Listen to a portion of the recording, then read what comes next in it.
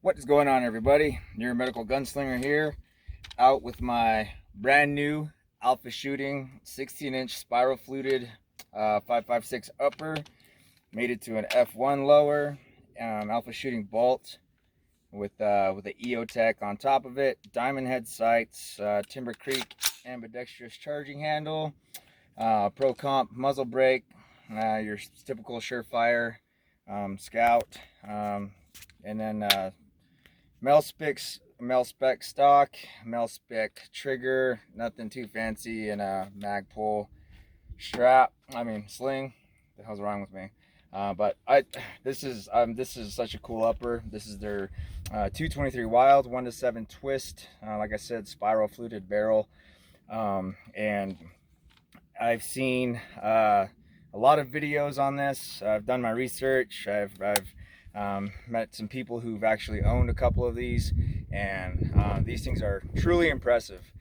So today we're just going to go over your typical barrel break-in. There's a lot of different methods of breaking in a barrel. I've done both. I've done the 20 round, the 50 round, the 100 round break-in, and I've done the 5 round break-in. And after zeroing several weapons with those different methods of barrel break-ins, I found that your 5 round barrel break-in does just as well as a 20 round break-in, or a 50 round break-in, or even a 100 round break-in. So with that said, depending on what kind of manufacturer you buy your weapon from, you can follow those. I would suggest you follow the manufacturer protocol on your barrel break-in. The 5 round break-in is just my personal preference. I know with the alpha shooting upper, they do their test firing phase after they mill the barrel, and they flute the barrel, and they put the rail on, and the muzzle brake and any kind of muzzle device you have. They put it on an upper, and they do a lot of test firing with it just for quality control. So I'm not too worried about this one. The 5 round break-in on the alpha upper should be plenty. But let's say you have a manufacturer from, let's say, F1. So this is a F1 upper, Anderson lower, Vortex Strike Eagle 1-8 op mod, your typical bird cage muzzle device. Again, mag pull sling. It's for the lack of option versus anything else, and they work pretty well. We'll do a review on that later. But as far as F1, they have, I believe it was a 20 round break-in, and again, with this guy, I did a 7 round break-in, and at 100 yards, this rifle performed sub MOA. It performs beautifully, but we're going to take this one out today too. But for the barrel break-in, make this just nice and easy. Obviously the weapon's clear. All right, and what you want to do is grab a lubricant, and then you just want to go ahead and look into your chamber. You can break the upper open, which is what I usually do, just to get all sides of the barrel.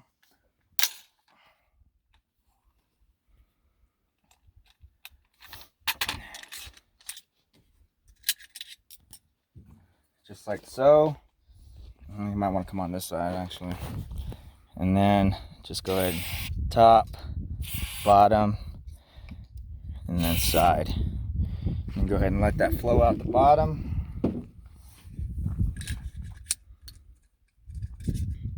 Throw everything back in there.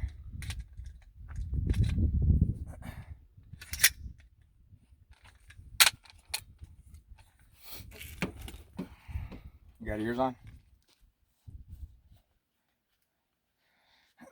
And for the barrel break-in, I typically go with a heavier grain round, a heavier grain cartridge. This is a 55, I think it was. 55 M855 green tip 556.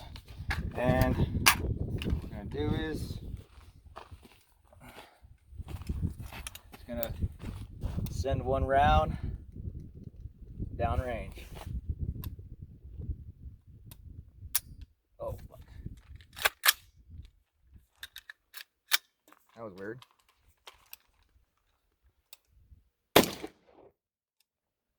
Oh, that's it. That's one round. See all the oil, all the oil burning off on the inside. Weapon's clear.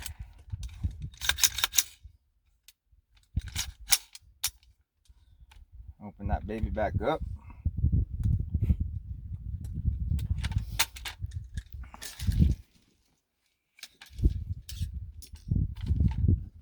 Hit it one more again. Top, side, bottom, side. You don't have to worry about wasting this stuff. You can always buy some more, so be generous with it. Don't be afraid of wasting it. Typical, just wire brush. Stick that down there. Give it a couple passes. And then I'm going to switch over to the mop.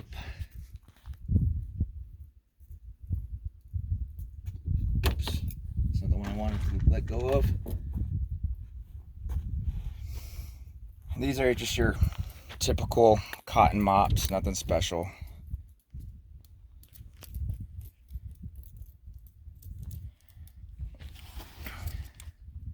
Pass that bad boy through there. Bring it back out, and you're going to want to do that for about 5 rounds. So that's a lot more than I was hoping for. You can actually see the metal shavings in there. I don't know if you can catch that on camera. No, there's some metal shavings on the mop, and that's totally normal. So whenever your barrel is milled out and they put the rifling through there, and that's the spiral that you see inside of the barrel when you're looking down on it. It doesn't matter how sharp of an instrument you're using to mill that barrel out. When you look at it under a microscope, you're always going to have these peaks and valleys that look kind of like mountaintops. If you look at it under a microscope, you're going to see all these jagged edges inside of the barrel. And what we're doing right now is we're basically lubricating all of those peaks and valleys, all those jagged rocks that are inside of the barrel, and we're sending a heavier grain round through the muzzle or through the barrel to try to smooth all of those peaks and valleys out.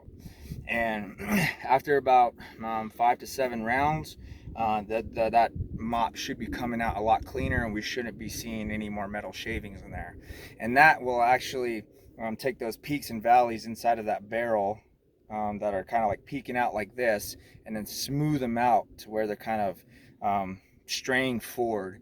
And that'll create a better seat against the round of the cartridge when it's exiting the barrel, and that'll give you better back pressure, and it'll burn the powder a lot cleaner, and it'll smooth out the barrel a lot better. So whenever you're throwing rounds like 300 plus yards, in essence, the actual bullet of the cartridge isn't wobbling through the barrel as it exits. I know that's an exaggeration, but if you don't breaking your barrel like we are now, in essence, that's what it's doing when it exits the barrel. It's just going to wobble in, and you'll still be able to hit a pretty good target at 300 yards, but you won't get the accuracy that you would get just doing what we just did. And we're going to repeat that for, just another, I'm going to do 7 rounds on this. And what we're going to do is I just scrubbed it with a brass brush, and then I mopped it. And what we're going to do now is we're going to wait for that lubricant to dry off. Right now I'm going to work on my F1, and I'm going to zero the vortex on top of that, and then probably spend 10-15 minutes on my F1. After those 10 to 15 minutes, I'll go ahead and pick up my alpha upper, rounds, hit it with one shot, again, just inside of the barrel, send the round down range, and repeat the whole steps over. So my personal preference is 5 to 7. You can do what you feel comfortable with, or what the manufacturer tells you, or the research you've done on the internet. But I can tell you from personal experience that the 5 to 7 round break-in works for me. And if after 7 rounds the mop is still coming out with metal shavings from the barrel, then you know what, we'll go ahead and repeat that. But you know, that's just a quick rundown of a barrel break-in your medical gunslinger way. So yeah, thank you all for watching.